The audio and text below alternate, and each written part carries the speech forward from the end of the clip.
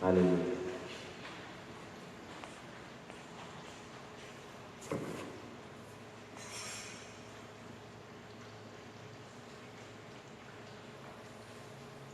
Praise Jesus. Hallelujah. Praise the Lord.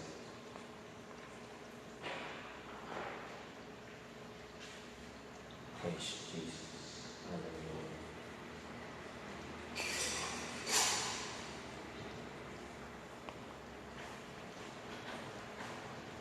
Hallelujah. Praise Jesus.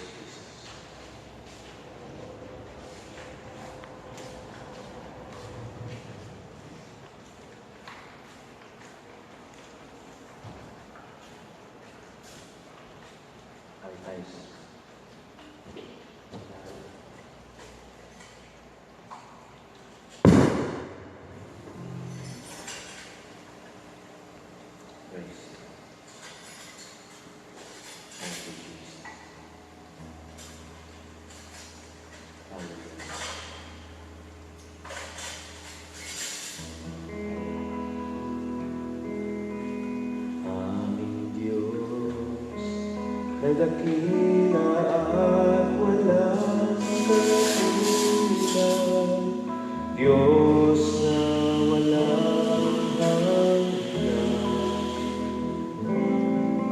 Sa mga panghihina at kapighatian, Diyos ng kaaliwan, hindi na Diyos na di nagbabago, isang sandigan, kaagapayan, matatagpuan. Diyos na laging nakalaan. Kayo, Diyos, ang aming pag-asa sa bawat araw.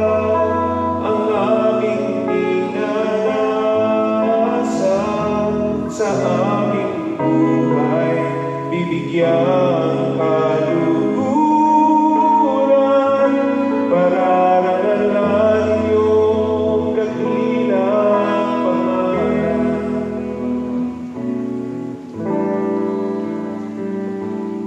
Aming Diyos na dakila at walang katulad, Diyos na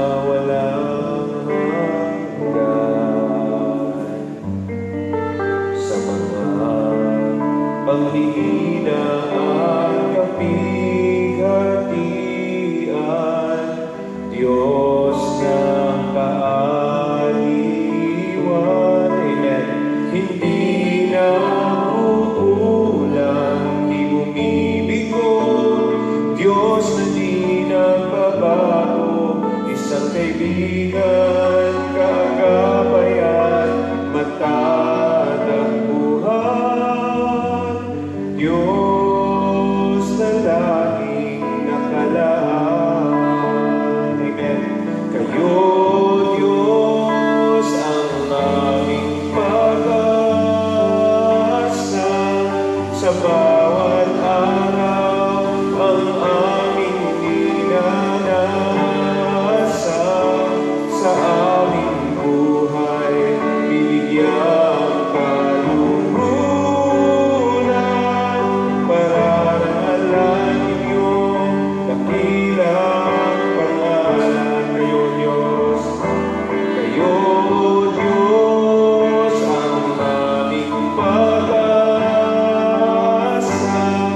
sa bawat araw, ang aming dinanasa sa aming buhay, bibigyan kaluguran, pararangalan iyong dakilang pangalan sa aming buhay, bibigyan kaluguran.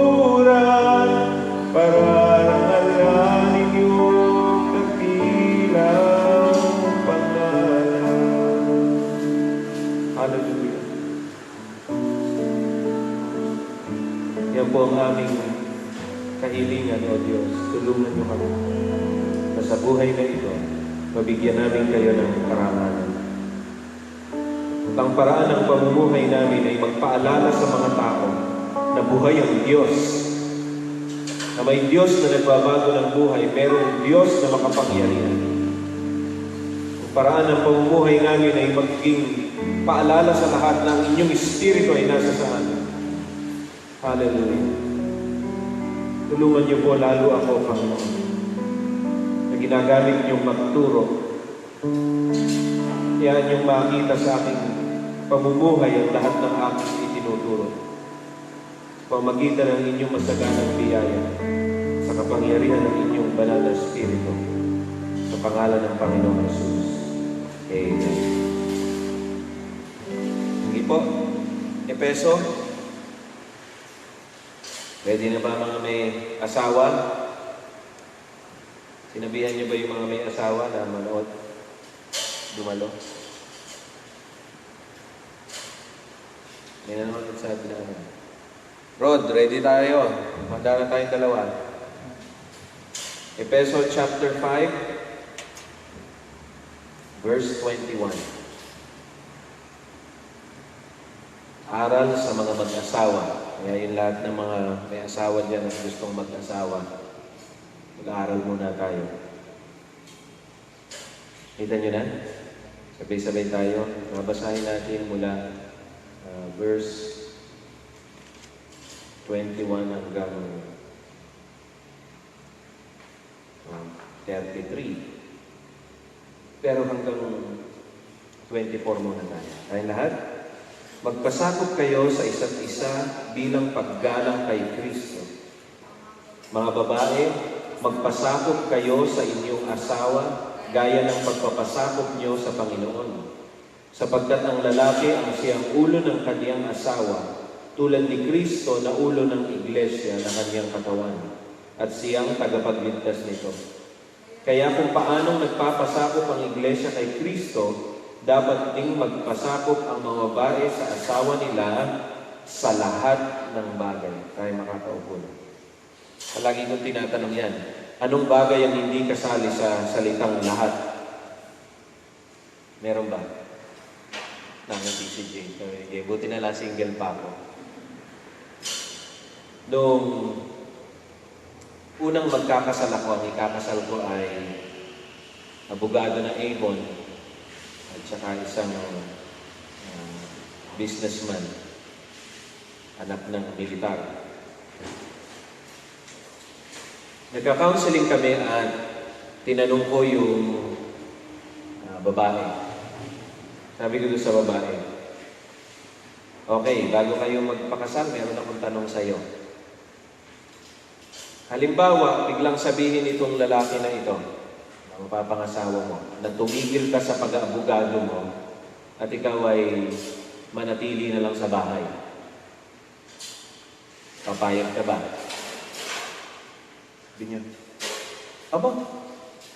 Abay, pastor, ba't kailangan ba niyang sabihin sa akin yun? Ang hirap-hirap ng ginawa ko pagsisikap sa pag-aaral, tapos sasabihin niya, tumigil ako sa pagtatrabaho ko. May karapatan ba siya ron? Sabi ko, abogado ka, at yung abogado, magaling yan sa kung ano yung nakasulat. Yun ang kailangan masunod. Kaya sabi ko, o sige, ano bang salita ang hindi kasali sa salitang, ano bang bagay ang hindi kasali sa salitang lahat? Sabi ko sa rito, ang mga babae ay dapat magpasakop sa kanilang mga asawa sa lahat ng bagay. Kamuntik di matuloy yung kasal na yun eh. Kasi hindi ko sila ikakasal hanggat hindi siya papayag na talagang magpapasakop sa lahat ng bagay. Hindi ko ito katuruan, ito ay katuruan ng Biblia. Na ang mga babae, para kayo ay mapagpala, ay magkaroon kayo ng talagang pagpapasakop. At yung pagpapasakop ng babae, kakaiba. Kung papaano raw nagpapasakop ang iglesia kay Kristo, ibig sabihin, lahat ng mananampalataya sa Panginoon, kung paano ka sumusunod sa Panginoon, ganun ka dapat sumusunod sa iyong asawa. Kaya isipin nyo ba, Pastor, si Kristo, susundin ko dahil yun ay matuwid. Eh, yung asawa ko, walang kwenta. Natatandaan ko, at palagi kong pinapatotoo sa inyo si Pastora Albaran. Siya ay nabubuhay pa. Christian siya lang ang mag-isang Kristiyano. At sa tuwing siya ay dumadalo sa pagsamba, pag-uwi niya, nabubugbog siya. Pero hindi siya lumaban. Now, makinig kayo sa akin, pagka kayo ay sinasaktan ng inyong asawa, may karapatan kayong umalis. Lumayo para iligtas ang inyong katawan. Pero itong babae na ito, hindi niya minura, hindi niya pinagalitan, hindi niya talagang dinaan niya sa pananalangin. Isang araw, pagbubuhatan uli siya ng kamay, biglang parang may liwanag na nakita sa kanya na steady yung kanya asawa na hindi makahinga, parang mamamatay na. Nanalangin siya, Panginoon, kahabagan niyo po ang asawa ko. Naligtas yung kanyang asawa ng kanyang buong pamilya. At may mga anak siya na naging pastor. Ilan ba anak si Kuya Arthur, si Emmy, kababata ako. Si Kuya Bob, yun niya naman. Anak niya ba si Kuya Emmy? Iba naman ang kanang. Ang pagpapasakot, mga babae, magagaling pa naman kayo. Pagka ang babae bumanat na, pagka ang babae nagsasalita pa, hindi pa dapat masyadong kinakabahan ng mga lalaki. Pero sa oras na yung mga babae, tumahimik na. Diyan na, bawal, magsalita ka nga! Ba't ayaw mo magsalita ko? Tahimik na. O siya.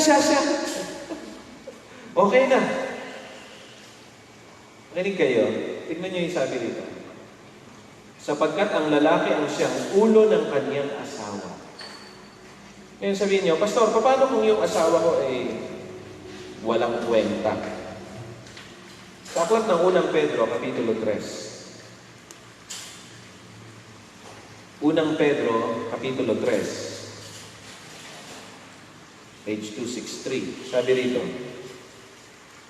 kayong mga babae, magpasakot kayo sa asawa niyo, upang kung ang asawa ninyo'y hindi pa naniniwala sa salita ng Diyos, maaaring madala niyo sila sa Panginoon sa pamamagitan ng mabuti ninyong pag-uugali kahit na hindi kayo magsalita. Alam niyo ba walang nagagawa yung panitermon sa asawang lalaki? Ako, asawang lalaki ako, tanongin si Pastor. Walang pakinabang yon. Hindi titino ang lalaki sa pagsisermon ng babaeng asawa. Kasi lagi lang didepensahan ng lalaki yung kanyang sarili. Ang mangyayari lang, tagisan ng pangangatwiran. Sabi rito, kung ang inyong asawa na lalaki, sabi sa ibang salin, hindi tumatalima sa salita. Pagka ang inyong asawa ay ayaw sumunod sa Panginoon, hindi makakatulong na popwersahin mo. O kaya ay, lagi ko sinasabi, ang obvious, hindi na dapat sinasabi, obvious na eh. Mali ang ginawa mo, dapat yan, obvious na nga eh. Kahit pa ang lalaki ay nagdi-deny, tandaan ninyo, hindi makakatulong na salita ka ng salita, salita ka ng salita. Ang lalaki at babae magkaiba.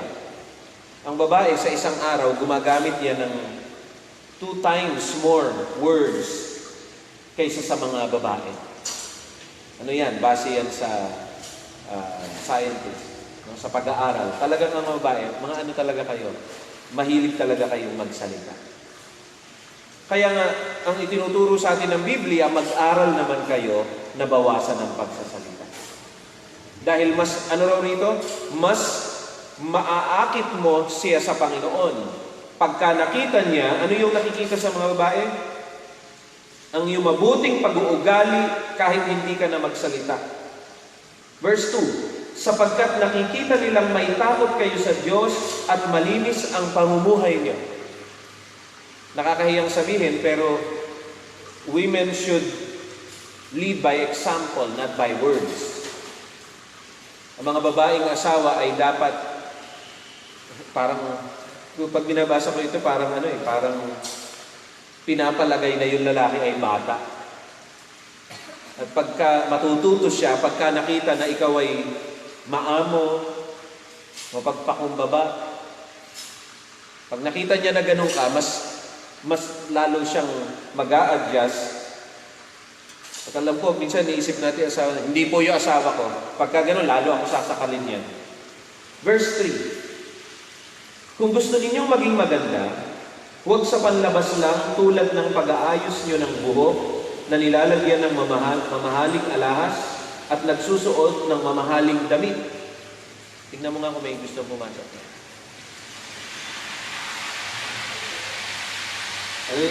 Sa halip, pagandahin ninyo ang kalooban nyo, ang mabuting pag-uugali na hindi nagbabago, maging mahinhin kayo at maging mabait. Ito ang mahalaga sa paningin ng Diyos. Yun ang mahalaga. Ibang aspeto naman yan. Our beauty. Inisip na iba, napakahalaga na pagandahin ang sarili. Palaging presentable sa asawa. Tama rin yan, huwag ka naman magmarap sa kanya na lagi may muta. Magsuklay ka naman, mag-ayos ka naman. Pero ang kagandahan na may halaga sa Diyos, ay yung kagandahan na nasa loob.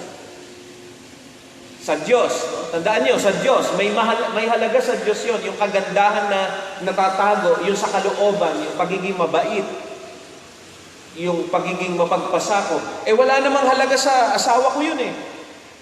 Sa Diyos, meron. Dahil ang Diyos, kampi sa babae na kung kumilos ay hindi panlabas yung pinapahirap. Hindi yung panloob. Anong sa akin ng isang ikakasal ko dati? Paano mangyayari sa akin yung pastor? Pagka ako palagi nagpapasakop, magiging kawawa yata ako. Hindi. Mahalaga ka sa Diyos. Ang Diyos ang gaganti para sa iyo. Ladies, mas magaling gumanti ang Panginoon. Mga kapatid, kung gusto nyo naturuan ng leksyon ng iyong asawa, huwag ka nang kumilos. Dahil pagka kikilos ka ng kikilos ng pagganti, hindi mo mabibigyan daan ng galit ng Panginoon. Sa Roma chapter 12, gusto kong i-apply ninyo ito at tandaan nyo maigi. Roma chapter 12.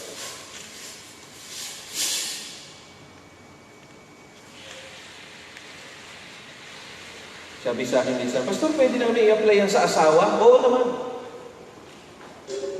Aklat ng Roma, chapter 12, verse 17. Roma 12:17. Huwag ninyong gantihan ng masama ang mga gumagawa sa inyo ng masama. Gawin ninyo ang mabuti sa paningin ng lahat hanggat maaari mamuhay kayo ng mapayapa sa lahat ng tao, mga minamahal.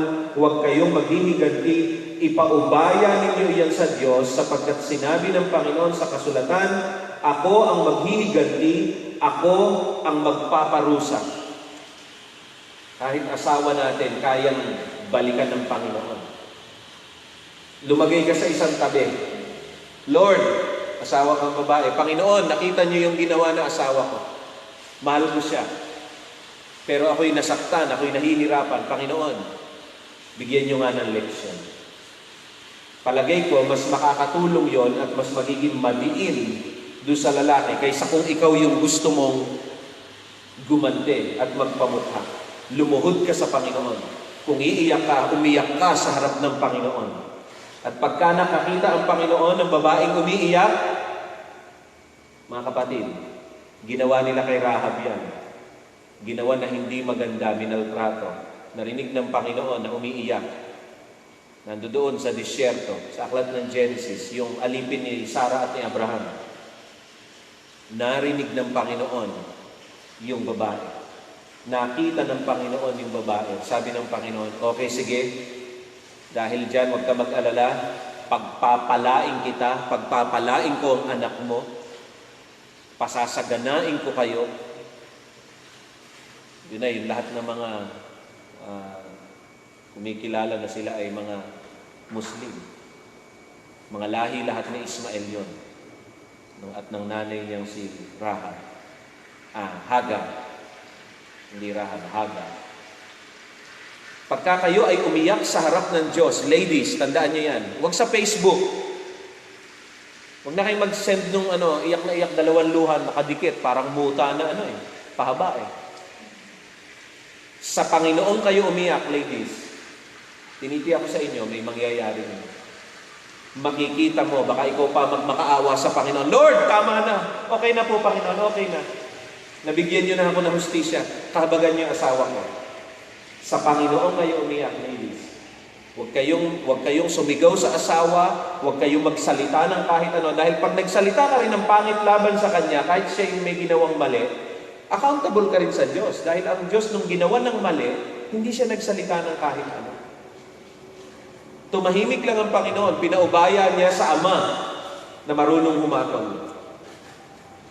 Kaya kung kayong mga babae ay ginagawa ng hindi maganda ng inyong asawang lalaki, tumahimik ka lang at ipaubaya mo sa Panginoon, tinitiyak ko sa inyo, makakaganti kayo. Takot yung mga lalaki ngayon. Naku, delikado tayo dito. Lord, baka nanalangin yung asawa ko. Tuloy. At ito, verse 5. Unang Pedro chapter 3, verse 5. At ito ang ginagawa ng mga babaeng banal noong unang panahon. Nagpapaganda sila sa pamamagitan ng pagpapasakop nila sa kanilang asawa. Kagandahan pala talaga sa paningin ng Panginoon yun, ladies. Paano yan? Yung asawa ko ay mas bobo kaysa sa akin. Mas mahina yan, walang pinag-aralan yan, mas matanda ako dyan.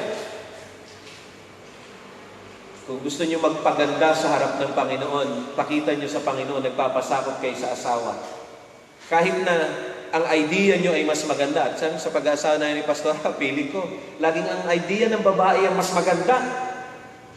Pero magpakita ka pa rin ng pagkapasakop. Ano sa tingin mo? Ito, pagka ginawa natin ito, baka ganito mangyari. Ano sa tingin mo? Hayaan nyo magpasya yung lalaki. At minsan, pag sa tingin ng babae na, naku, papalpak pa. Hindi, huwag ganyan. Baka huwag ka magtaas ng boses. Sabi mo, pag ginawa natin yan, ganito nga isip muna natin, pray muna natin. At tumahimik ka na lang. Pag nagpumilit pa yung lalaki, tandaan mo, Lord, nakita niyo yung ginawa niya, yung desisyon niya, ayoko siyang i-disrespect, ayokong taasan niyang lalaki na yan, asawa ko siya, kalooban niyo magpasako, pero Panginoon, alam niyo lahat ng bagay. Ladies, makinig kayo. Let the Lord, hayaan niyo ang Panginoon ang maging kabahagi niyo sa buhay na ito. At yung asawang lalaki, hayaan niyong siya ang maging katuwang sa buhay. Pero palagi kayong dumipende sa Panginoon. Para kahit na parang papalpak kayo dahil doon sa lalaki, meron kayong kasangga dito. Panginoon, alam niyo naman, Panginoon, sa inyo ako maasa. May tanong ba kayo? Ba't katawa ng tawa dati? Okay, mga lalaki. Nakahinga yung mga bahay. Ay, nakalampas kami ron. Grabe, hirap ng ilang minuto na yon. Mga lalaki naman. 5:51. Ako, 9 minutes na lang sa lalaki. Hindi, mag-extend tayo ng mga 30 minutes. Verse 25. Efeso chapter 5, verse 25. Mga lalaki, mahalin ninyo ang asawa nyo tulad ng pagmamahal ni Kristo sa kanyang iglesia. Inihandog pa nga niya ang kanyang sarili para sa iglesia upang maging banal ito matapos linisin sa pamamagitan ng bautismo sa tubig at ng salita ng Diyos. Ginawa niya ito para maiharap niya sa kanyang sarili ang iglesia na maluwalhati, banal, walang kapintasan at walang anumang bahid o dungis. Itutuloy ko na rin. Kaya dapat mahalin ng lalaki ang asawa niya tulad ng pagmamahal niya sa kanyang sarili, sapagkat ang nagmamahal sa kanyang asawa ay nagmamahal sa kanyang sarili. Kung ang babae ay inuutusan na magpasakop, kagaya ng pagpapasakop natin sa Diyos. Ang mga lalaki naman ay inuutusan na magmahal sa asawa kung paano magmahal ang Diyos sa tao. Yun ang matindi.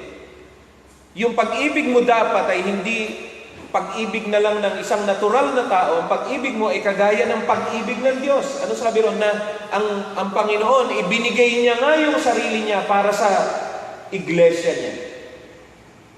Namatay ang Panginoon. Hindi, alam niyo, pagka masusunod ang aral ng Panginoong Jesus, hindi yung babae yung parang hirap na nag-a-adjust, na nagpapakamartir, na nagsasakripisyo. Trabaho ng lalaki yun. Yung pag-a-adjust, yung pag-uunawa, pagsasakripisyo, pagiging martir. Sa sanlibutan, yung babae ang parang martir. Pero sa Biblia, ang lalaki ang talagang makamartir na pagmamahal. Oo, magpapasakop yung babae, pero hindi magpapasakop yung babae sa lalaki, sa inyo, mga lalaki. Wala kasi lalaki may asawa rito, ako lang kaya titignan ko yung sarili ko. Hindi magpapasakop ang babae sa inyong mga lalaki para apakan mo siya, sakalin mo siya, at ikaw ang masunod. Hindi. Kaya magpapasakop yung babae sa lalaki ay para malukuban ng lalaki at magawa niya lahat ng pinakamabuti. Malinis niya ng maigi. Sabi rito, ibinigay ng Panginoon ang kanyang sarili sa kanya iglesia para maging banal ito matapos linisin sa pamamagitan ng tubig na may salita. Paano ba magpaligo ng bata? Sa Evangel, pagka pinapaliguan yan, laging siya, Evangel, tumigil, huwag ka nga malikot.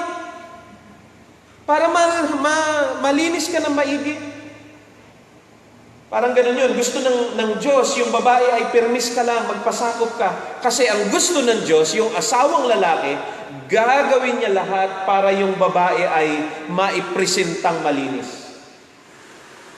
Talagang kakalingain yung babae kung paano tayo kalingain ng Diyos. Hindi pa humihingi ng tawad yung babae sa ginawa niya, nagpapatawad na agad yung lalaki. Umuunawa na agad, nag-a-adjust na agad, tahimik na agad.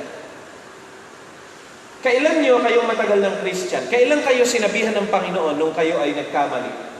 Na ganito, ako ang Diyos mo ha, sumunod ka sa akin, magpasakot ka sa akin. Hindi tayo ginagano ng Panginoon. Ang Panginoon napakaamon. May problema sa isang lalaki pagka sinabi niya yung ganito. Ako lalaki dito ha. By obvious naman yun eh. Ikaw may balbas. Pagkatandaan nyo, pagka yung obvious, hindi na sinasabi yan. At pagka sinabi mo pa na, ako lalaki sa pamamahay nito, ibig sabihin, there's a problem with your authority. Liko ka siguro. Kaya kailangan idiin mo pa yung authority mo. At ano sabi rito? Ang mag-alaga ka, magmahal ka, kagaya ng pagmamahal mo sa iyong sarili. Lagi ako naiinis pagka may nakikita akong mag-asawa, tapos yung itsura ng babae, parang, ano tawag doon? Yung losyang na.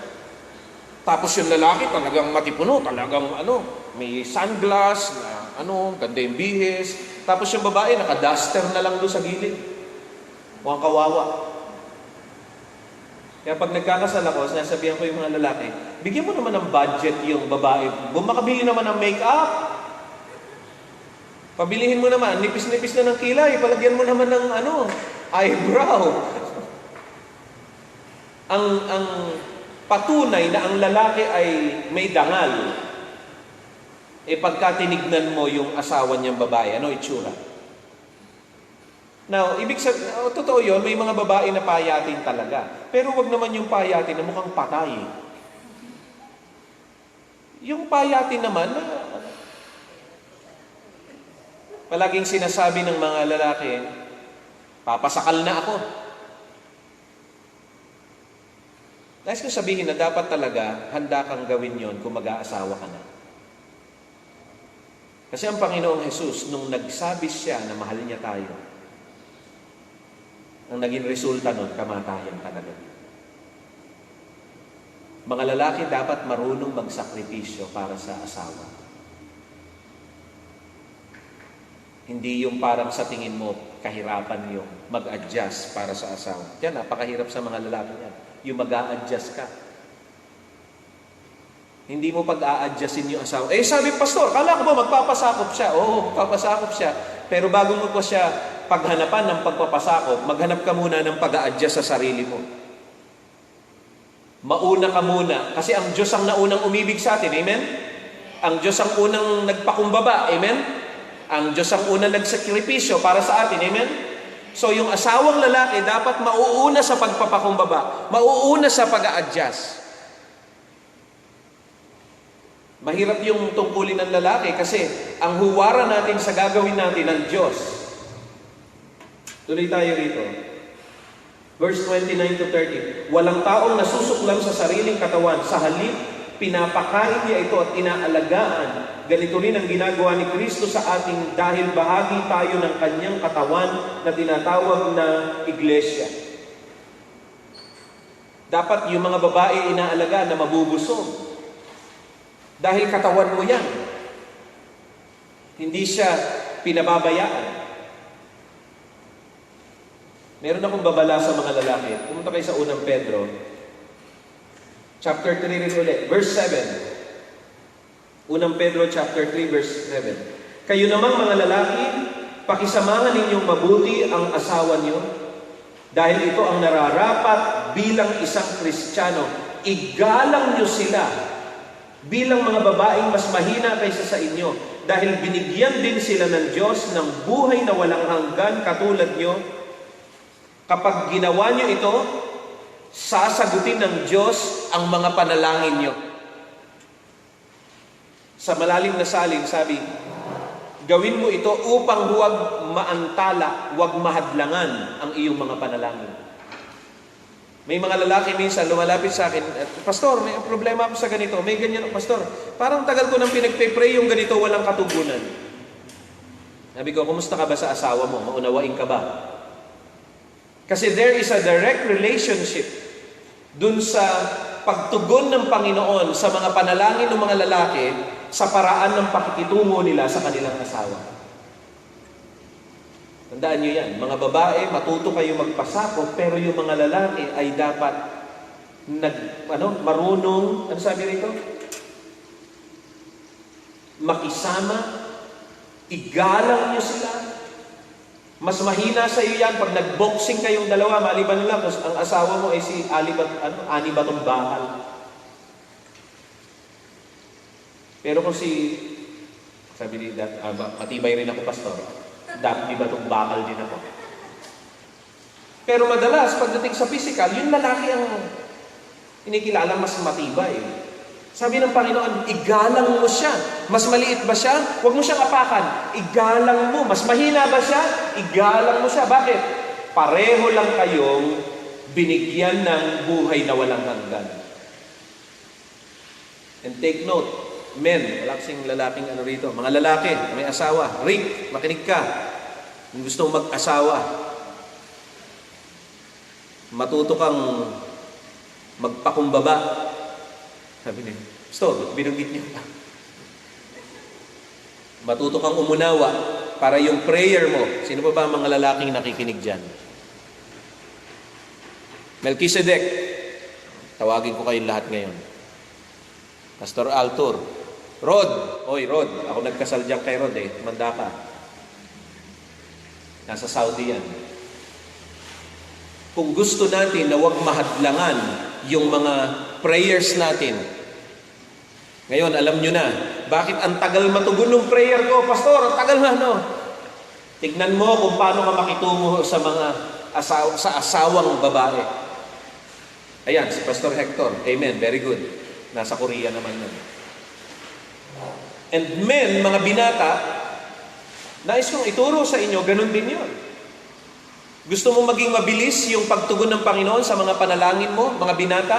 Matuto kang gumalang sa mga babae. Huwag mo silang dadayain, huwag mo silang lolokohin.